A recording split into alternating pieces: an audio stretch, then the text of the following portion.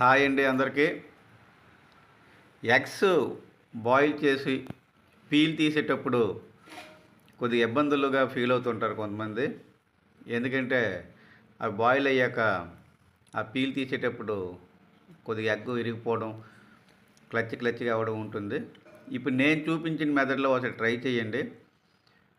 అస్సలు పీల్ ఏమాత్రం చాలా ఈజీగా వచ్చేస్తుంది, ఏమాత్రం ఇబ్బంది ఉండదు.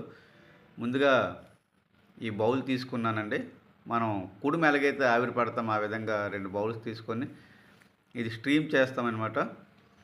ఒక బౌల్లో వాటర్ వేసుకొని కొద్దిగా గడ్డలుప్పు కానీ లేదా మామూలు అయోడిన్ సాల్ట్ కానీ మనం వేసుకొని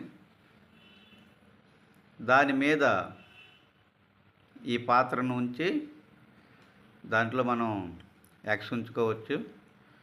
ఎగ్స్ ఉంచుకొని చాలా చక్కగా ఈ మెథడ్లో మనకి బాయిల్ అవుతాయి చూడండి.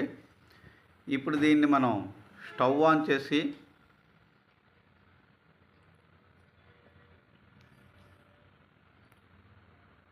ముందుగా రెడీ చేసి పెట్టుకున్న గడ్డలుప్పు లేదా సాల్ట్ వేసి రాక్ సాల్ట్ కానీ వేసుకొని ఉంచుకున్న వాటర్ని స్టవ్ మీద ఉంచి దాని మీద ఇంకో బౌల్ పెట్టి ఆ ఎగ్స్ వేసాను. ఇది వాటర్ ఏమాత్రం వేయవలసిన అవసరం లేదు, కింద నుంచి ఆవిరిలో మాత్రమే ఇది స్ట్రీమ్ అవుతుంది. నా దగ్గర ఈ స్ట్రీమింగ్ బౌల్ ఉంది కాబట్టి నేను ఇలా పెట్టాను. లేదంటే మీరు కుడుము ఎలా అయితే చేస్తామో అలాగా 2 బౌల్స్లో వేసుకొని చేసుకోవచ్చు. ఒక 10 మినిట్స్ తర్వాత చూస్తే చూడండి చక్కగా కుక్ అయిపోయిందండి.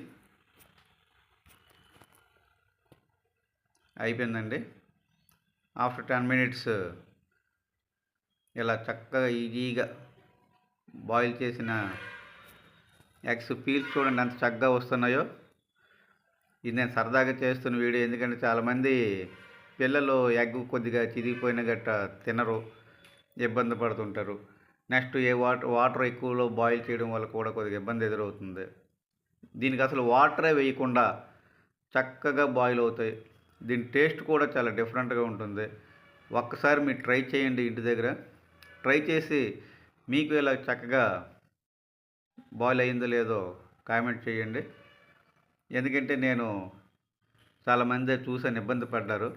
సరదాగా చేద్దామని చేశానండి ఈ వీడియో. నాకు తెలిసిన ఈ ట్రిప్ని మీ అందరికీ కూడా ఈ ట్రిక్ ఉపయోగపడుతుందని ఈ వీడియో చేశాను.